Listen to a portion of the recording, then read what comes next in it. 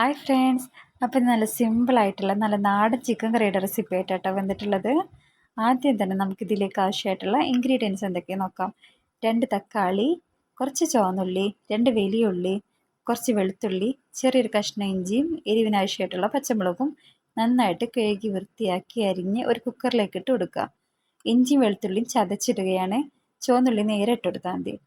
അതിലേക്ക് 2 table spoon മുളക് പൊടി, 1 ടേബിൾ സ്പൂൺ മല്ലിപ്പൊടി, കുറച്ച് മഞ്ഞൾപ്പൊടി, ആവശ്യത്തിന് ഉപ്പും ചേർത്ത് കൊടുക്കുക. മല്ലിപ്പൊടി ഒരിക്കലും ഏറിപ്പോകരുത് കേട്ടോ. ചിക്കൻ കറിയിലേക്ക് മല്ലിപ്പൊടി കൂടിക്കഴിഞ്ഞാൽ അതിൻ്റെ ടേസ്റ്റേ മാറിപ്പോകും. ഇനി ഇത് നന്നായിട്ട് കുക്കറിലേക്കിട്ട് കൈ കൊണ്ട് നന്നായിട്ട് മിക്സ് ചെയ്തെടുക്കുക. ഇവിടെ ഇതിലേക്ക് ഞാൻ 1 kgയുടെ അടുത്ത് 1 kgയുടെ അടുത്ത് അഥവാ 3/4 കിലോ ചിക്കൻ ഉണ്ടാവും. ഇത്രയും ചേർത്ത് കൊടുക്കുന്നുള്ളൂ കേട്ടോ. നിങ്ങൾക്ക് ആവശ്യമായിട്ടുള്ള ചിക്കന് ചേർത്ത് കൊടുക്കാം. അതിനനുസരിച്ച് ഇൻഗ്രീഡിയൻസിൻ്റെ അളവിലും മാറ്റി വരുത്തേണ്ട കേട്ടോ. ഇനി ഇതിലേക്ക് കുറച്ച് വെള്ളം ചേർത്ത് കൊടുത്തിട്ട് കുക്കർ അടച്ച് വെച്ച് ഒരു 3 വിസിൽ വരുന്നത് വരെ മീഡിയം ഫ്ലെയിമിൽ വേവിച്ചെടുക്കുക. ഇനി അത് വിസിൽ പോയി കഴിഞ്ഞതിന് ശേഷം തുറന്ന് നോക്കുമ്പോൾ ഇതുപോലെ ഇരിക്കും കേട്ടോ. നമ്മൾ ഒഴിച്ച് കൊടുത്തതിനേക്കാളും വെള്ളം ചിലപ്പോൾ ഏറെ കാണാം.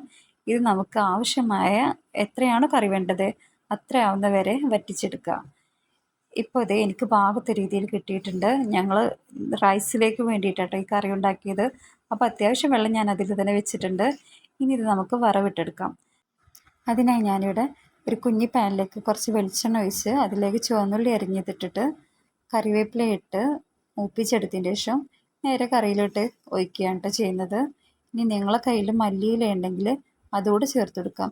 ഇനി കുക്കർ അടച്ച് വെച്ച് കുറച്ചൊക്കെ ഈ ചൂട് കുറച്ചൊക്കെ ആറിക്കഴിഞ്ഞതിന് ശേഷം കുറച്ചൊന്ന് തണുത്തതിന് കഴിഞ്ഞതിന് ശേഷം അത് ഉപയോഗിക്കുക. അപ്പം നല്ല ടേസ്റ്റ് ആയിരിക്കും കേട്ടത്. ഈ കറി ഏത് ബിഗിനേഴ്സിന് വരെ നല്ല സിമ്പിളായിട്ട് ഉണ്ടാക്കാൻ പറ്റുന്ന കറിയാണ്. ഒരിക്കലും ഇത് ഫ്ലോപ്പ് ആവില്ല കേട്ടോ. ഞാൻ ചിക്കൻ കറി വെച്ച് എങ്ങനെ വെച്ചാലും നന്നാവാത്ത ഒരാളായിരുന്നു. പക്ഷേ ഈ രീതിയിൽ വെച്ചതിന് ശേഷം ഇതുവരെ ഫ്ലോപ്പ് ആയിട്ടില്ല കേട്ടോ.